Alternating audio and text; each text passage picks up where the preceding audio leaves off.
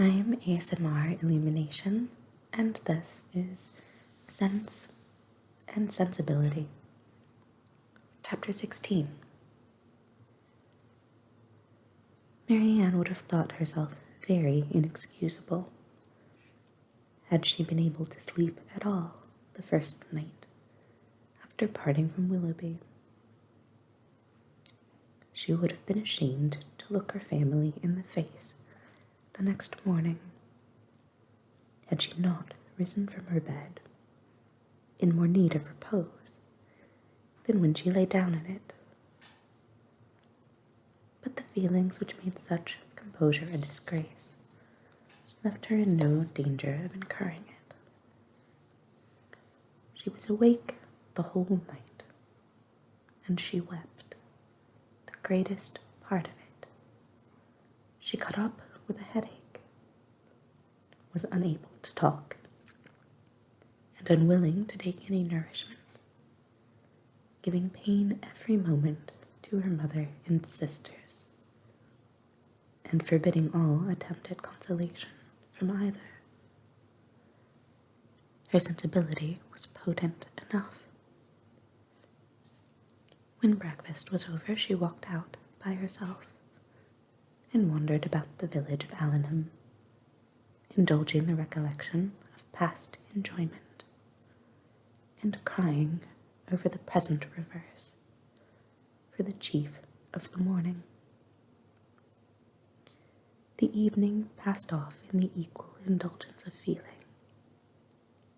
She played over every favourite song that she had been used to play to Willoughby, every air in which their voices had been oftenest joined, and sat at the instrument, gazing on every line of music that he had written out for her, till her heart was so heavy that no further sadness could be gained.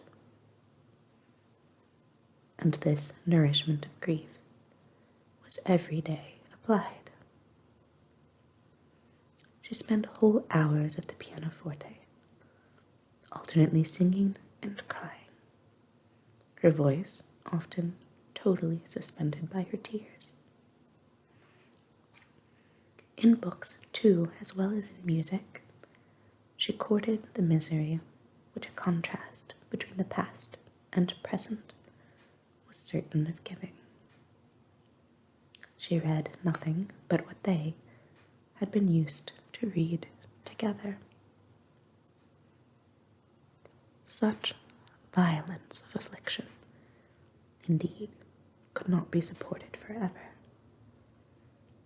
It sunk, within a few days, into a calmer melancholy. But these employments, to which she daily recurred, her solitary walks and silent meditations, still produced occasional effusions of sorrow, as lively as ever. No letter from Willoughby came, and none seemed expected by Marianne. Her mother was surprised, and Eleanor again became uneasy. But Mrs. Dashwood could find explanations whenever she wanted them, which at least satisfied herself. "Remember, Eleanor," said she, "how very often Sir John fetches our letters himself from the post, and carries them to it. We have already agreed that secrecy may be necessary, and we must acknowledge that it could not be maintained if their correspondence were to pass through Sir John's hands." Eleanor could not deny the truth of this, and she tried to find in it a motive sufficient for their silence. But there was one method so direct, so simple, and in her opinion so eligible of knowing the real state of the affair, and of instantly removing all mystery, that she could not help suggesting it to her mother. "Why do you not ask Marianne at once," said she, "whether she is or is not engaged to Willoughby? From you, her mother, and so kind, so indulgent a mother, the question could not give offence. It would be the natural result of your affection for her. She used to be all unreserved, and to you more especially. I would not ask such a question for the world.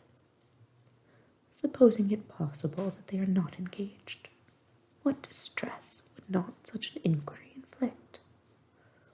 At any rate, it would be most ungenerous. I should never deserve her confidence again. After forcing from her a confession of what is meant at present to be unacknowledged to anyone. I know Marianne's heart. I know that she dearly loves me, and that I shall not be the last to whom the affair is made known when circumstances make the revealment of it eligible. I would not attempt to force the confidence of anyone, of a child much less, because a sense of duty would prevent the denial which her wishes might direct."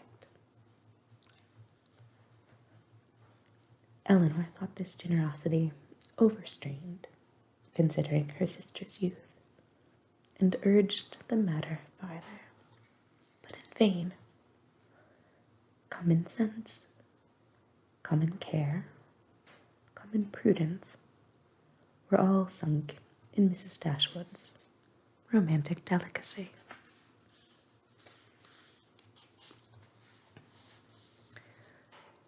It was several days before Willoughby's name was mentioned before Marianne by any of her family. Sir John and Mrs. Jennings, indeed, were not so nice. Their witticisms added pain to many a painful hour. But one evening Mrs. Dashwood, accidentally taking up a volume of Shakespeare, exclaimed, "We have never finished Hamlet, Marianne. Our dear Willoughby went away before we could get through it. We will put it by when he comes again. But it may be months, perhaps, before that happens." "Months!" cried Marianne with strong surprise. "No, nor many weeks."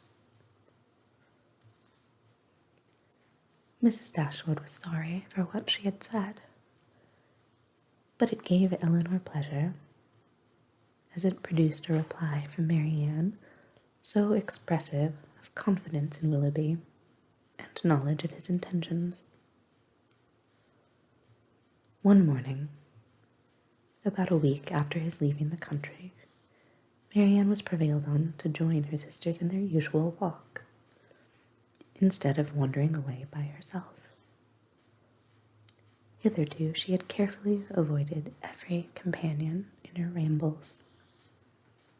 If her sisters intended to walk on the downs, she directly stole away towards the lanes. If they talked of the valley, she was as speedy in climbing the hills, and could never be found when the others set off. But at length she was secured by the exertions of Elinor, who greatly disapproved such continual seclusion. They walked along the road through the valley, and chiefly in silence,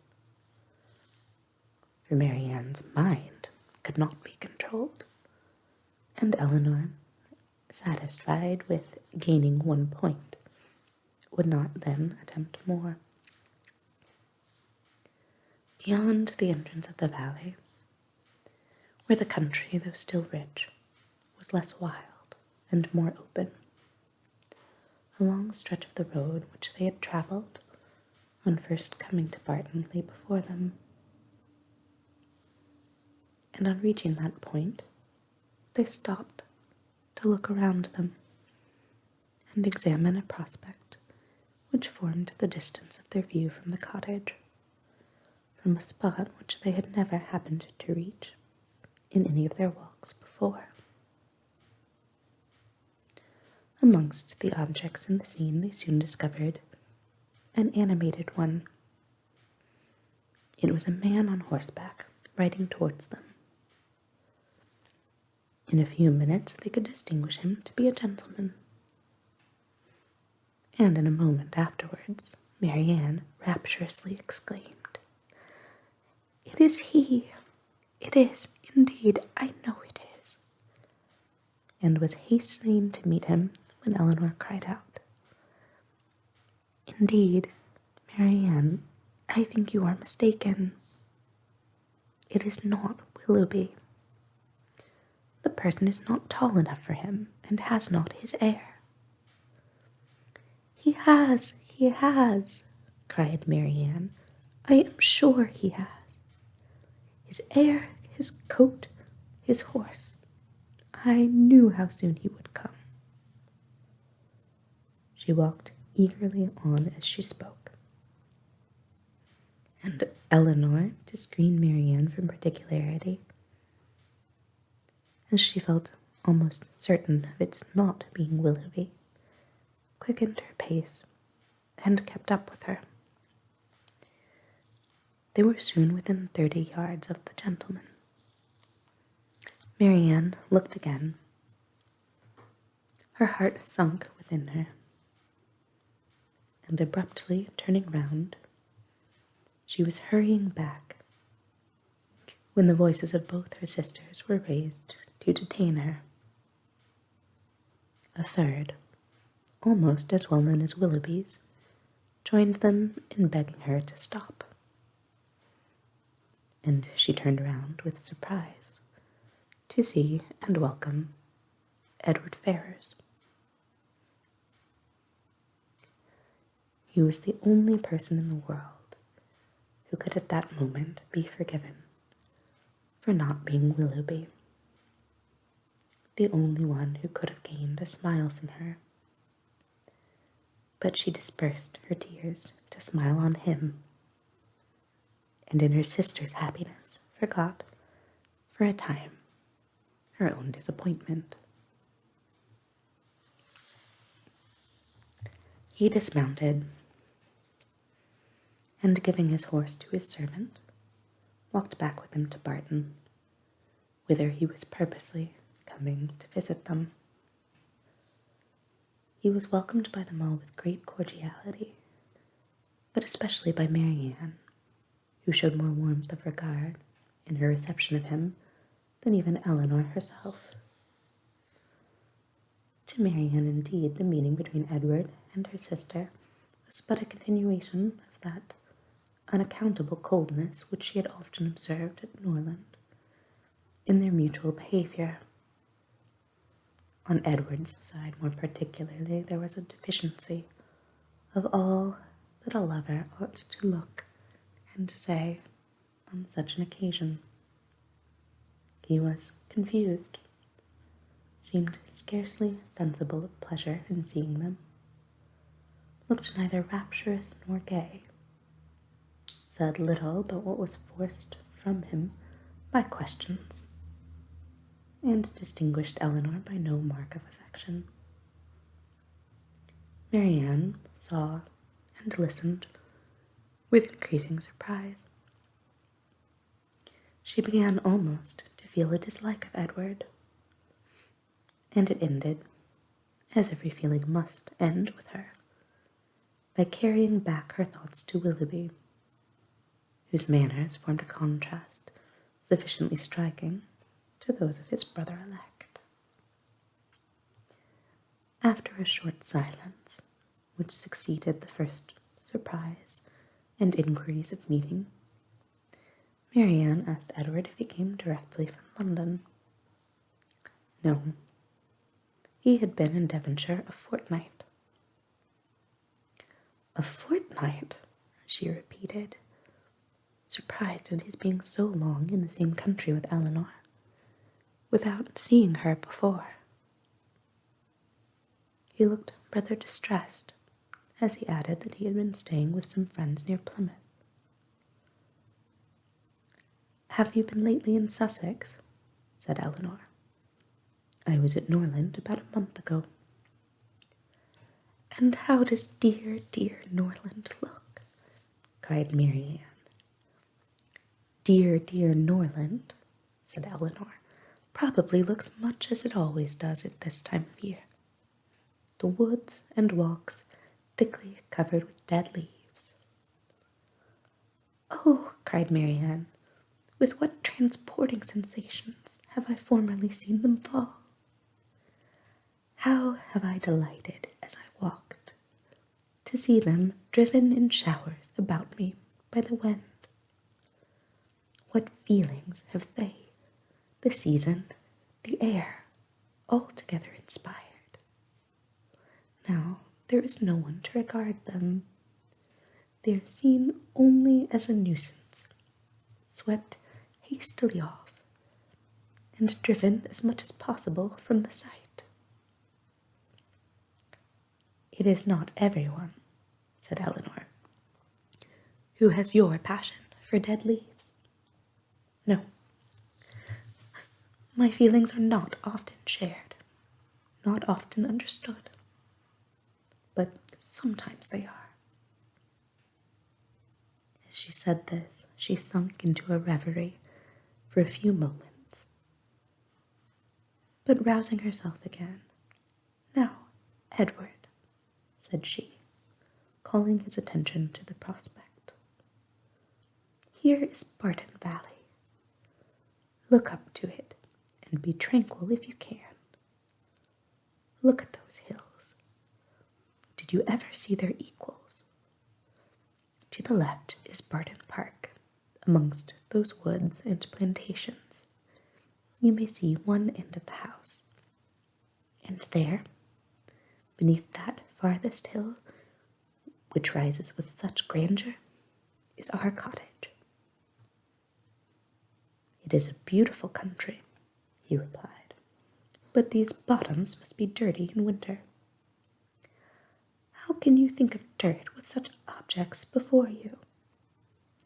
"Because," replied he, smiling, "among the rest of the objects before me, I see a very dirty lane." "How strange," said Marianne to herself as she walked on.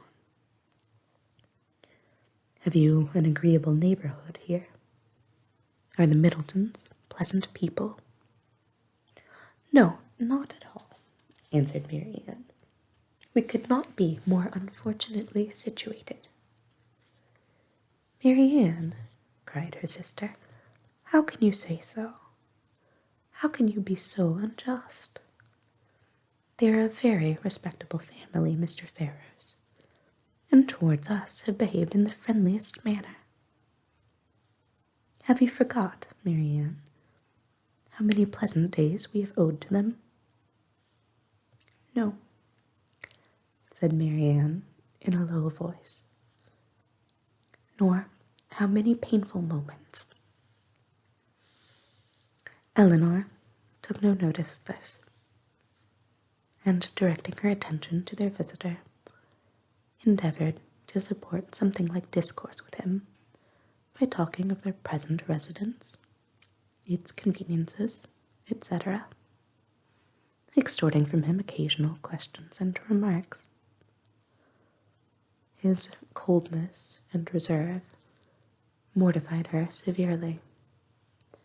She was vexed and half angry,